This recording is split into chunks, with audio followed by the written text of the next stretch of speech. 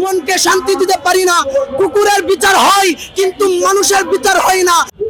আমরা এখানে এসেছি বারাকান্তর হৃদয় নিয়ে, যে একটি বছর হলো কিন্তু শহীদ রহিসউদ্দিন তিনার কোনো সুষ্ঠু বিচার আমরা পাই না। নিজের মনকে শান্তি দিতে পারি না, নিজের মনকে শান্তি দিতে পারি না। কুকুরের বিচার হয় কিন্তু মানুষের বিচার হয় না। কোন দেশে থাকি, কোন দেশে বসবাস করি যে মানুষের কোনো বিচার হয় না?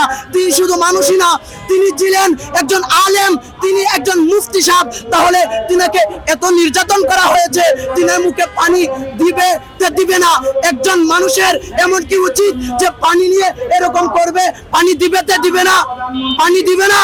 শহীদ রহিসউদ্দিন তিনাকে পুলিশ বাহিনী পানি দেয় নাই, একটু পানি দিবে, পানি দেয় নাই। তারা পানি নিয়ে বাপ করছে, দিবে দিবে না?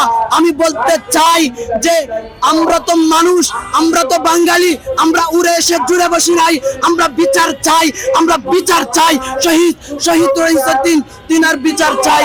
যারা তিনাকে খুন করেছে, তিনাকে হত্যা করেছে, তিনাকে শহীদ করেছে, আমি বলতে চাই সরকার মহোদয়কে, তাদেরকে দ্রুত গ্রেফতার করুন, নাহলে আমরা রাজপথ ছাড়ব না।